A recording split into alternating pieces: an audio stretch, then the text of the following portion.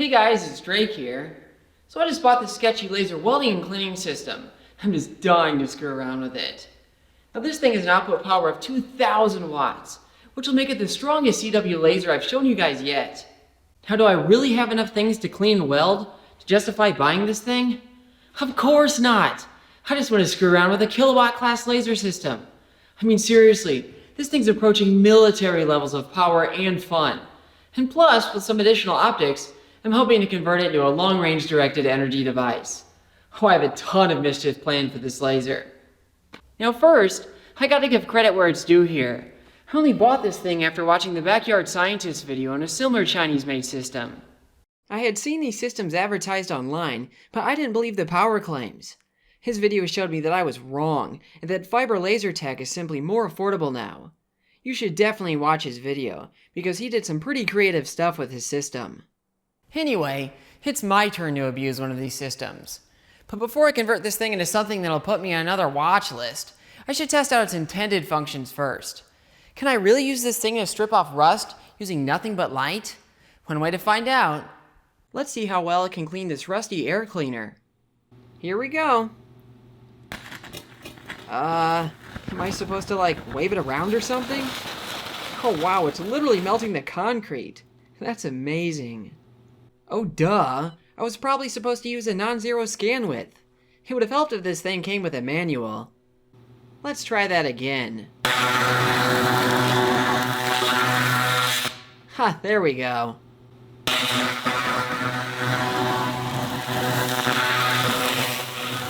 Oh, that's fun. Oh wow, it did a great job at cleaning off the rust. Look how shiny that is. This is a great opportunity to clean one of my favorite barrels. It's gotten quite rusty recently and could really use a shine up.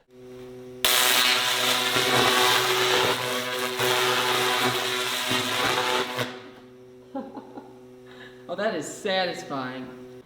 Now I gotta say, I'm shocked how bright that beam is in person. Now the laser light is actually completely invisible, and my goggles block it anyway, but it's heating up particles in the air to a white-hot incandescence, and that's what's giving that air glow. That's pretty terrifying. Let's see how well the laser can strip off paint.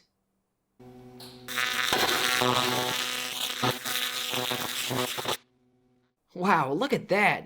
It even left the surface beneath shiny. So, how can light strip off paint and rust? Well, when there's so much power being blasted into such a small area, the surface will literally explode off, and this effect is called laser ablation.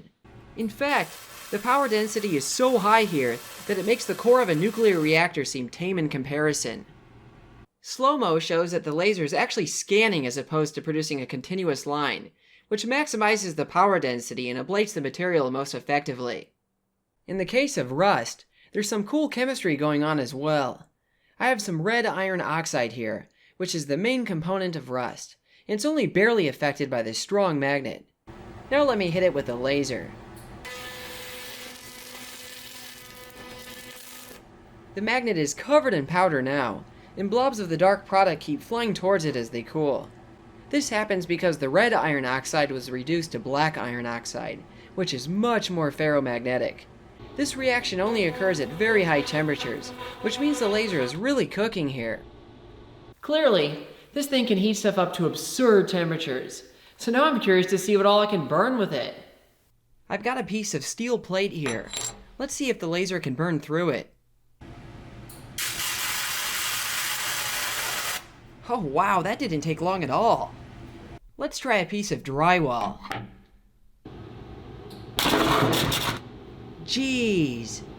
I would have expected the gypsum in there to hold up better, since it has a high melting point and it's also quite reflective. But obviously, it's not nearly enough to stop the laser. Maybe this fire brick can hold up to the beam.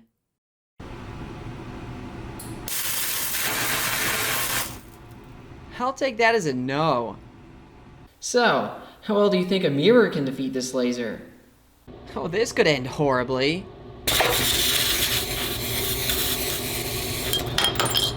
Oh, that was actually easy. Let's try something a bit more challenging.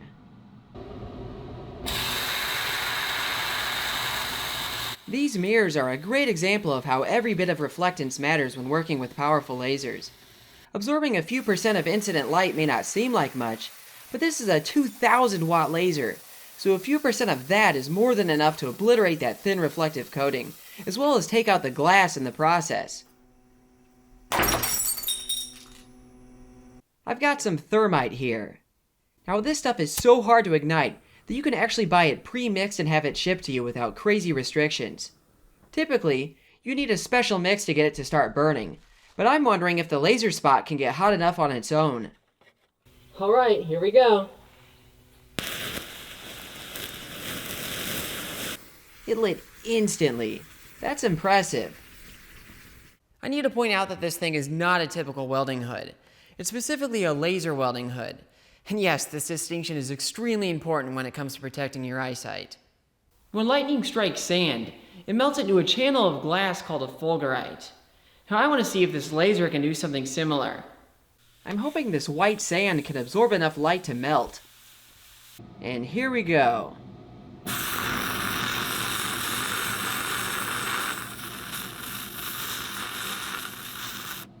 Oh yeah, it definitely melted. Look at that, made a nice little glass column there. The outer surface is crumbly, but the inside seems pretty solid. Now it looks even cooler when illuminated with a visible laser beam. I like that. Other forms of glass have been so easy to melt that I figured fiberglass might be interesting.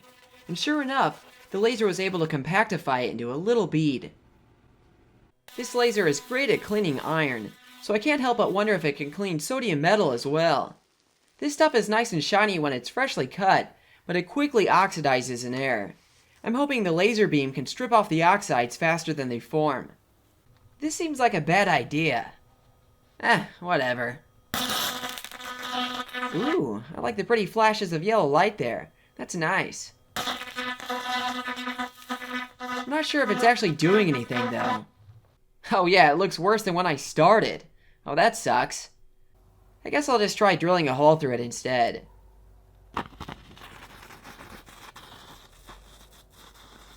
Wow, this stuff is surprisingly resistant to the light. It's barely doing anything. Oh, heck. It melted. Oh no, it went under the leaves too. Oh, that's a problem. Well, it's worth a try at least. See ya.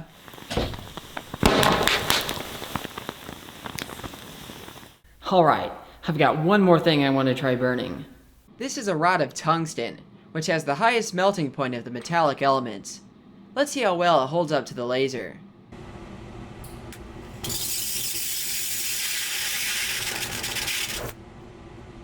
Oh, it's drilling into it. Oh wow, that's incredible.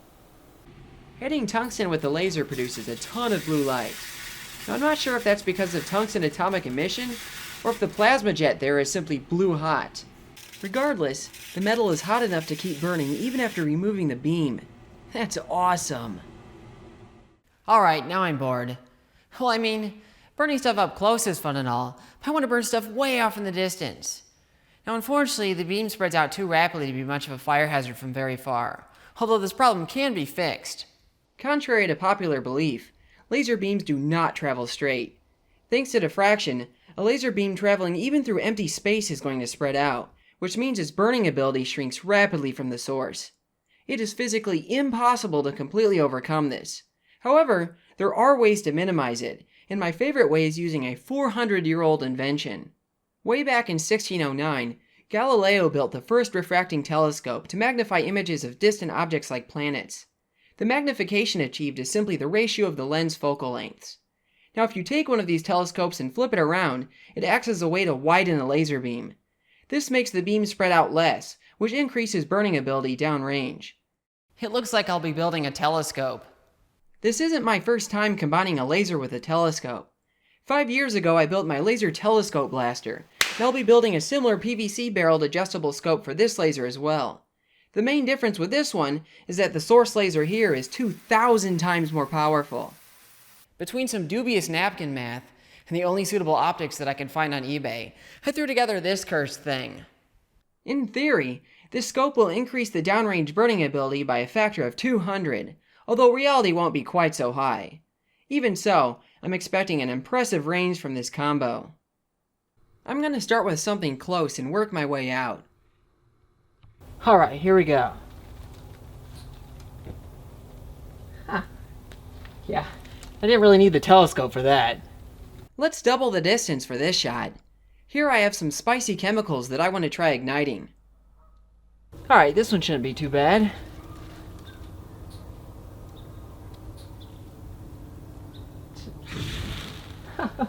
Gosh, it's hard to aim this thing. Extending the distance once again, I'm going to try setting this block of cardboard on fire. Gosh, this one's going to be hard. Am I hitting it? Gosh, it's so hard to aim this thing. Oh. I can burn the rock. There it goes. Wow. Yeah, this thing is not easy to aim. It looks like I'll run into trouble trying to hit things much further than this. This isn't like a shooty stick where the aim only needs to be correct the moment the trigger's pulled. The laser has to be held steady long enough for the target to heat up.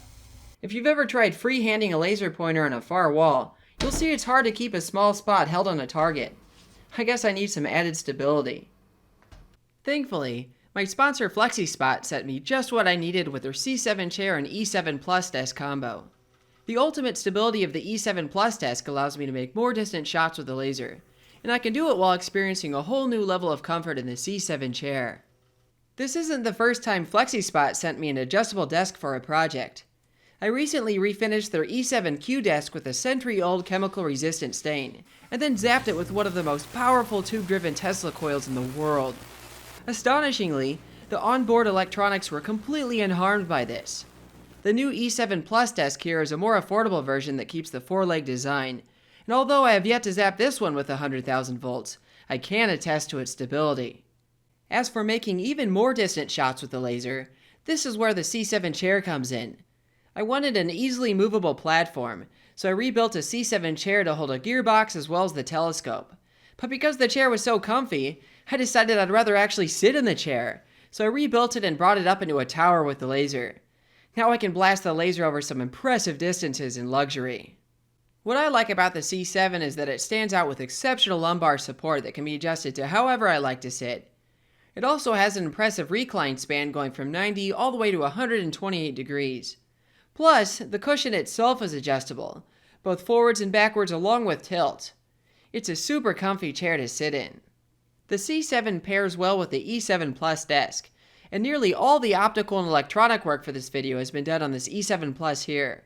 This combo makes a great daily setup as well, and as we go into the new year, this is a great opportunity to upgrade our desk setups, just like I've done here. Whether you need a better work from home setup or simply a comfy place to look at memes, a quality desk setup is invaluable.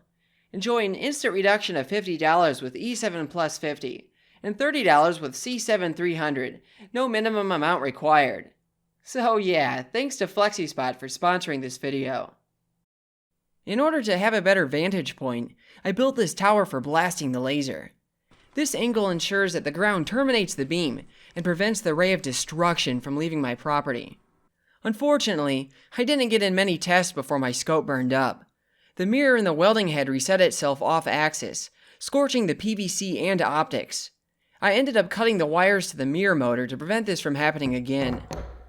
While waiting on my replacement optics to arrive, I threw together a less impressive scope with lenses I had on hand, and I climbed back up the tower on a foggy evening to test it out. I decided to try out my camera in full spectrum mode, and I was stunned by the result. My camera is only weakly sensitive to this laser's wavelength, yet it still managed to unveil the actual beast at hand. Even without careful focusing, the laser can easily set fire to my fence about 70 meters in the distance. Clearly, the backup scope is still worth playing around with for the time being. I think it would be fun to try shooting a hole through the door on that truck back there. Well, not that one. I like that old semi. It's that one back there that's the old junker. And here we go.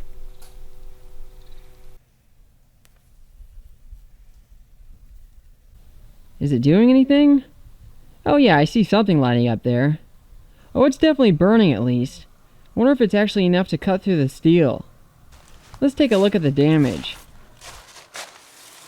Oh yeah, it definitely drilled through there. That's impressive.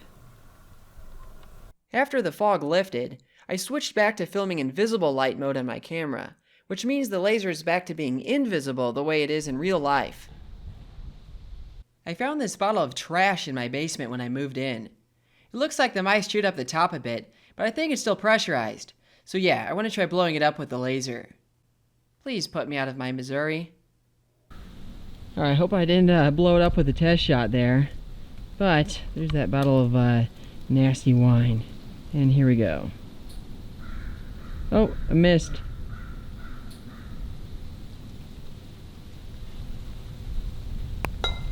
Cool.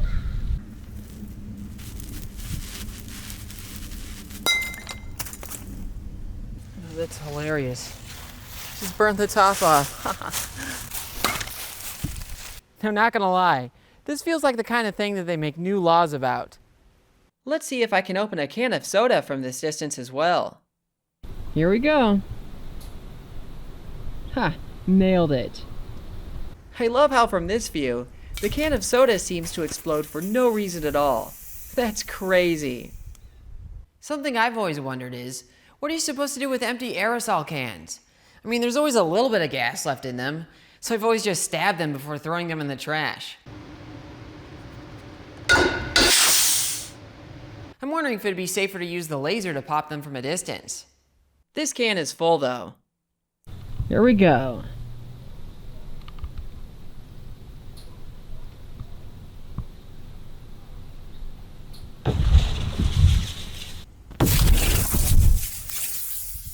There it was. Ha ha.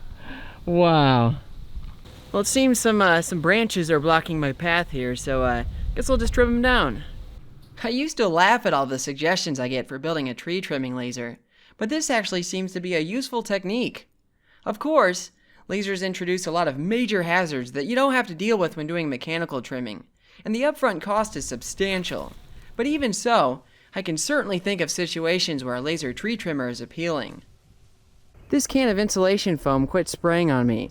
I'm not sure if it's because it's clogged or maybe it's solidified on the inside. Well, either way, let's open it and find out what's wrong. Oops. Alright, now here we go. Yeah, it didn't seem to spray out a bunch of stuff. It must have simply be solidified in there. On second thought, maybe it was just clogged, considering how much of it sprayed out on the fence there. Let's see if I can burn a hole through this clay pot. Alright, let's smoke this pot. Oh, there it goes. Oh yeah, it cracked. I'm quite impressed how easily I can melt ceramic from this distance, even with the weaker backup scope. I should have held it on just a little bit longer. It melted through the front, and it nearly made it out the back as well. Thermite was easy to ignite from close range with the laser, so now I want to set it off from a distance. Here we go. Wow, instantly. I want to reiterate how hard it typically is to ignite this stuff, so the fact that I can set it off instantly from this distance is pretty amazing. My new optics arrived, which meant I had to take apart the scope to put in the new ones. Unfortunately, I had epoxied it together, but I was able to defeat the polymers using jiu-jitsu. Ah, yes! Oh yeah. I rebuilt the scope back to its original higher power density specs. Alright, I've got the new scope built here, and this time I've added a camera on top.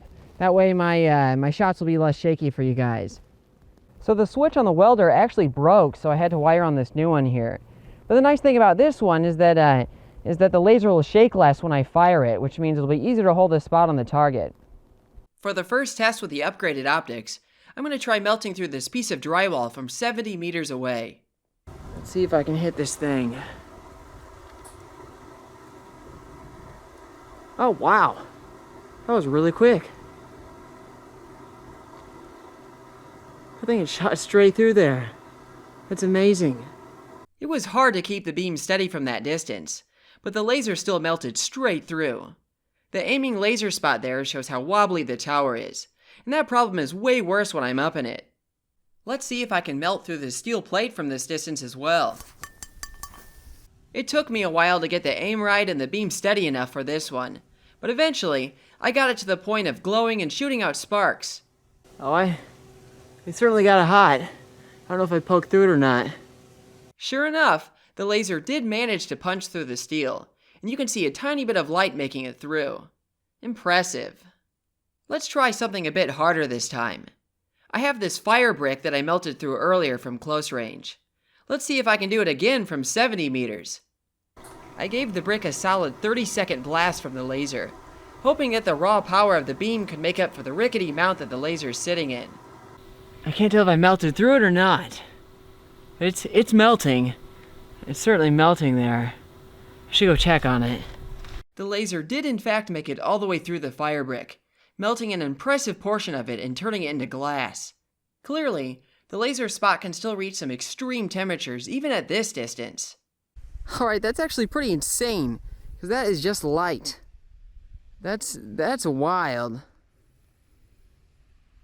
Now I just know you guys are going to comment on that propane tank, and believe me, every day the urge is there to light that thing on fire. However, it wouldn't exactly be very responsible of me, so I'm going to light this thing on fire instead.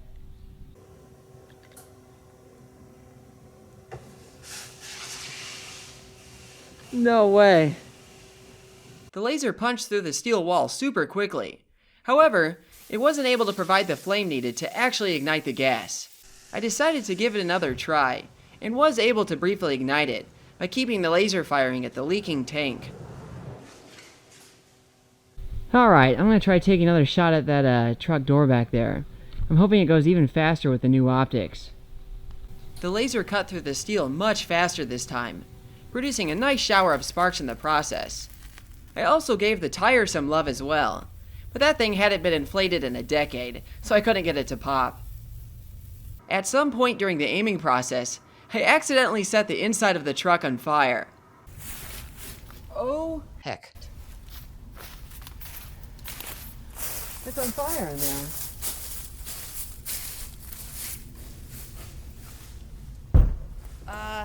That's a problem.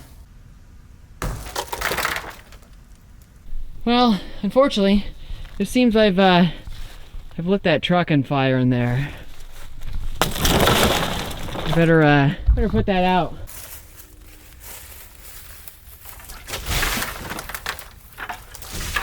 That ought to do. Oopsies. Yeah.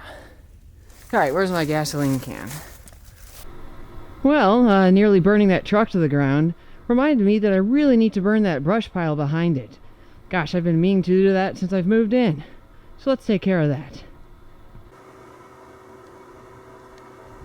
Alright, here we go.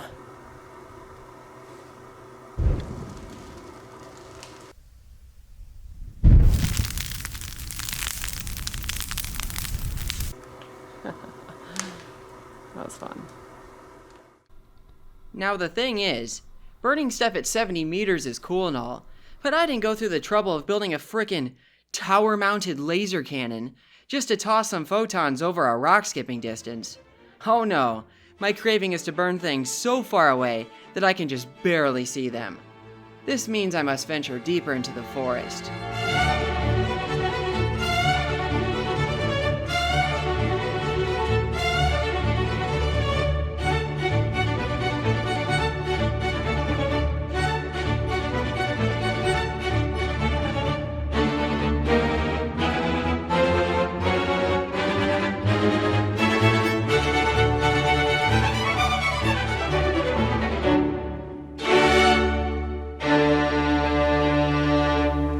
Yeet.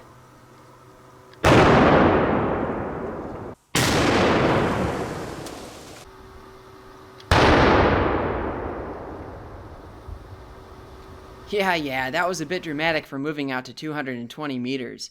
But it's more than triple the distance of the last shots, and it's as far as I can go without having to worry about stray beams leaving my property. I started with some easy pyro targets to get a hang of these long shots. What am I hitting?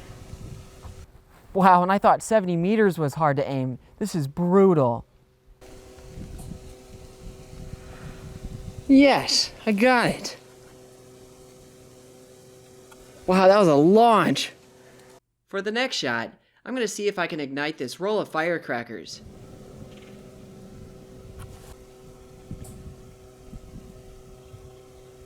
It's close. All right, just a little bit to the left. Oh wait, other left. Yeah, there it is, I think.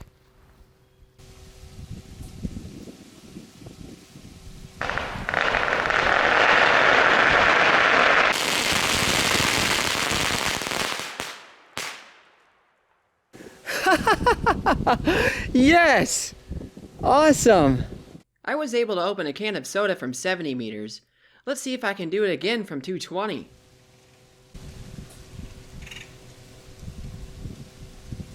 Did I get it? I can't tell. I just can't tell. This one was a bit anticlimactic, but it did manage to pop at the top of the can. Since the last can was so boring, let's upgrade to a can with more exciting contents this time. I can't even see it. It's so far away. I tried to use binoculars, but I can't put them close enough to my eyes to with these goggles in order to see them.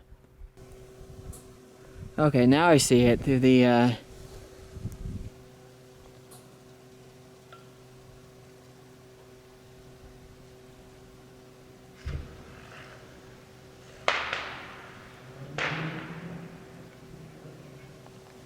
Did you hear that? It made like a buzzing sound. This camera captured the sound a little bit better.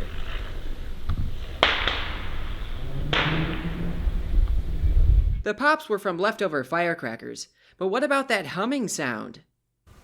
Let's take a look at this view.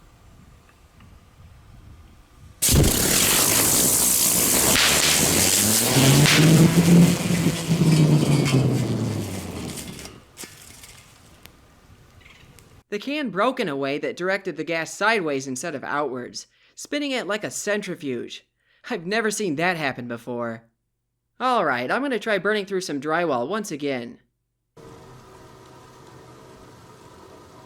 If I could get this aim right here. Oh, this stupid mount is so wobbly. It never wants to hold the spot on target. Yeah, I can see it glow. I don't know if I actually shot through it or not, though. Let's go check. It looks like I didn't make it through that one. I don't think the optics are at fault there. I can see it started to melt. I just couldn't keep the spot stable enough for it to go through. These popcorn tins are about the only good thing about the holidays. I'm going to try melting through one from this distance. Oh, I got it, I think. Oh yeah, I absolutely got that thing. Absolutely. You can see it glowing. Haha. I don't know if you can see it from this view. I was barely able to make it through that one. Now that's made of steel, and even though it's thin, I still consider that pretty impressive. I figure I might as well give thermite a try once again, even though this one will probably be a stretch.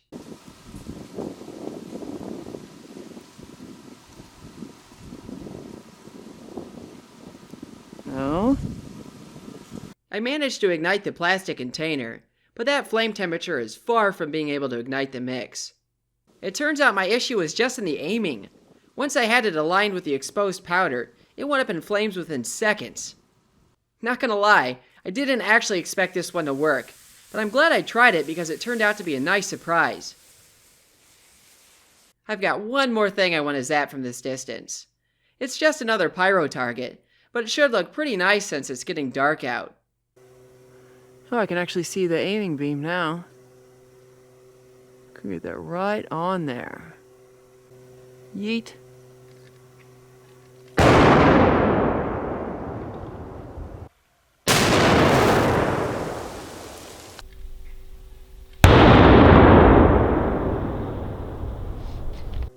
Oh yeah, that'll do it, won't it? Well, I'm gonna have to cap the experiments here just because, I mean, I'm sure the laser could go much farther. In fact, it can go way further than this.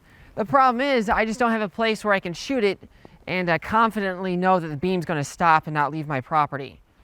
Now that being said, I think it's worth looking into the theoretical max distance that this setup can burn.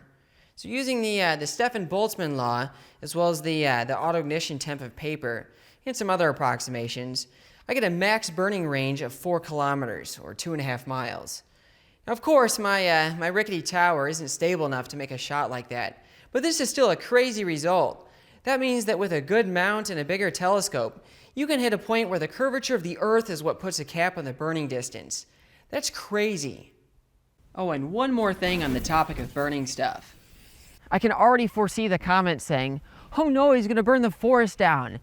So a couple things on that. So for one, I'm an expert at burning things in the woods, all right? Like seriously, growing up, that's like all I did with my friends was just light things on fire in the woods. But also, this isn't California where just looking at the forest will light it on fire. It rains here, right? In fact, we actually had a bunch of rain this past week. So like, the risk of lighting this forest on fire is zero, and that's no exaggeration. Like, I couldn't light these woods on fire if I tried, and that's saying something. So that's about all I have for this video. I want to give a thank you to FlexiSpot for giving me the comfy chair I mounted in my tower. Also, thank you to the Backyard Scientists for mogging me with one of these systems, and convincing me to get one myself. Also, thank you to my Patreon supporters for the continued support. I'll be sure to post some extras and cuts from this video there.